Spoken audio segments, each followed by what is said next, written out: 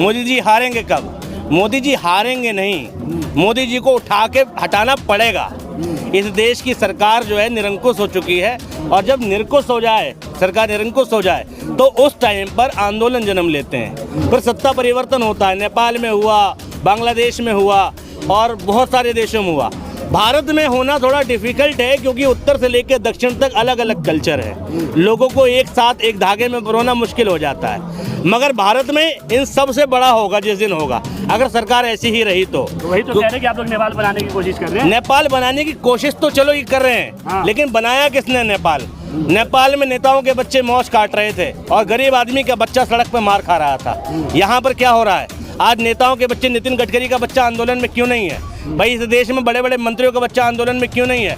अनुराग ठाकुर का भैया आंदोलन में क्यों नहीं है? सिंधिया का बेटा आंदोलन में क्यों नहीं है? बड़े बड़े नेता जितने भी मंत्री पद के, धर्मेंद्र प्रधान का बच्चे आंदोलन में क्यों नहीं है?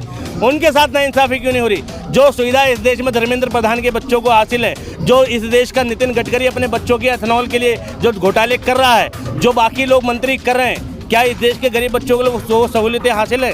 तो नेपाल तो असल में बीजेपी ने बनाया है इस देश। सरकार के लोग तो वायरस बता रहे हैं, आप लोग को कह रहे हैं कि वायरस बैठे हैं, आप लोग से लड़ने के लिए बीजेपी कार्यकर्ता तैयार बैठे हैं, बीजेपी के अध्यक्ष ये बात कह रहे हैं। सरकार अगर इधर आंदोलनकारियों को वायरस बता रही है, हाँ। तो ये समझने की जरूरत है कि सरकार ने कोई ना कोई गंदगी फैलाई होगी, तभी ये वायरस पैदा हुआ। हाँ। सीधी सी बात है, बिना क्रियाकलापों के तो वायरस फैलता नहीं। तो सरकार डायरेक्टली इनडायरेक्टली ये तो मान रही है कि सरकार ने कुछ ऐसा किया है जिसकी वजह से देश में वायरस फैला है। अब एंटीडोज कौन है?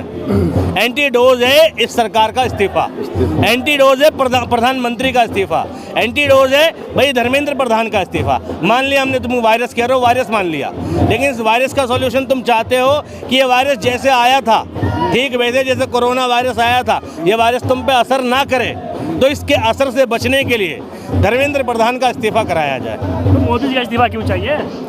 मोदी जी कुर्सी पे बैठ के क्या कर रहे हैं बताओ? हाँ, परीक्षा पे चर्चा कर रहे हैं, युवाओं के लिए सोच रहे हैं। चर्चा में क्या निकला? हाँ। भाई मोदी जी का इस्तीफा चाहिए ना। जिस व्यक्ति के नेतृत्व की वजह से इस देश के 19 बच्चों ने सुसाइड कर लिया हो, जिस व्यक्ति के नेतृत्व की वजह से इस देश में महंगाई चरम सीमा पर हो, जिस व्यक्ति की वजह से इस देश में बेरोजगारी सबसे हाईएस्ट रैंक पे हो, जिस व्यक्ति की वजह से देश त्राही कर रहा हो, उस व्यक्ति का इस्तीफा तो होना चाहिए। इस देश को बचाना है तो इस देश के प्रधानमंत्री का इस्तीफा होना चाहिए। Very good. और देश डुबोना है तो तुम इतना इस्तीफे के रह सकते हो। लेकिन 19 दिन हो गया सोनम वांगचुक के मतलब अनशन पे बैठे। आपको लगता है कि सरकार सुनेगी? वो तो कह रही कि बीजेपी सरकार में इस्तीफे कहाँ होते हैं? हाँ। भाई इस्तीफे होते हैं लोकतांत्रिक सरकार में। हाँ। और मैंने कहीं पढ़ा था कि जो लोग झुकते नहीं या जो पेड़ झुकते नहीं वो टूट जाते हैं। हाँ। इस्तीफा नहीं होगा, यहाँ पूरी सरकार ही बर्खास्त हो जाएगी, मुझे ऐसा लगता है। हाँ। भाई मैंने बहुत टाइम पहले कह दिया था कि जब मोदी जी बार बार इलेक्शन जीत रहे थे, तो किसी ने पूछा था बार बार जीत क्यों जाते हैं, मोदी जी हारेंगे कब? मोदी जी हारेंगे नहीं, मोदी जी को उठा के हटाना पड़ेगा। इस देश की सरकार जो है निरंकुश हो चुकी है, और जब निरंकुश हो जाए, सरकार निरंकुश हो जाए, तो उस टाइम पर आंदोलन जन्म लेते हैं, फिर सत्ता परिवर्तन होता है। नेपाल में हुआ, बांग्लादेश में हुआ और बहुत सारे देशों में हुआ। भारत में होना थोड़ा डिफिकल्ट है, क्योंकि उत्तर से लेकर दक्षिण तक अलग अलग कल्चर है। लोगों को एक साथ एक धागे में पिरोना मुश्किल हो जाता है। मगर भारत में इन सबसे बड़ा होगा जिस दिन होगा, अगर सरकार ऐसी ही रही तो। वही तो कह रहे हैं कि आप लोग नेपाल बनाने की कोशिश कर रहे हैं। नेपाल बनाने की कोशिश तो चलो ये कर रहे हैं, हाँ। लेकिन बनाया किसने नेपाल? नेपाल में नेताओं के बच्चे मौज काट रहे थे और गरीब आदमी का बच्चा सड़क पे मार खा रहा था। यहाँ पर क्या हो रहा है? आज नेताओं के बच्चे, नितिन गडकरी का बच्चा आंदोलन में क्यों नहीं है भाई? इस देश में बड़े बड़े मंत्रियों का बच्चा आंदोलन में क्यों नहीं है? अनुराग ठाकुर का भैया आंदोलन में क्यों नहीं है? सिंधिया का बेटा आंदोलन में क्यों नहीं है? बड़े बड़े नेता जितने भी मंत्री पद के, धर्मेंद्र प्रधान का बच्चे आंदोलन में क्यों नहीं है?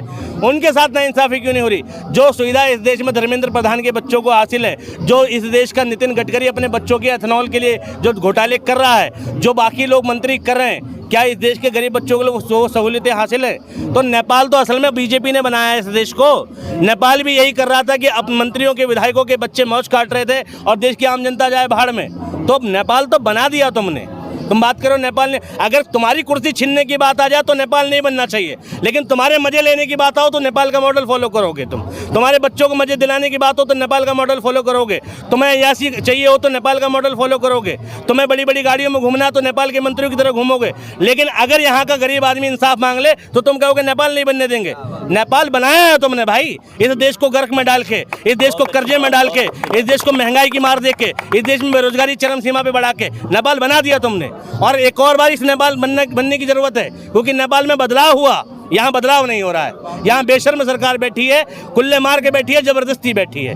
तो यहाँ तो नेपाल बनाने का काम खुद सरकार ने किया है। बीजेपी वाले कह रहे हैं कि आप लोग राजनीति कर रहे हैं। आज अरविंद केजरीवाल ने मांग कर दी कि सोनम वांगचुक को शिक्षा मंत्री बनाया जाए। तो एक बात बताओ, अरविंद केजरीवाल किस लिए है?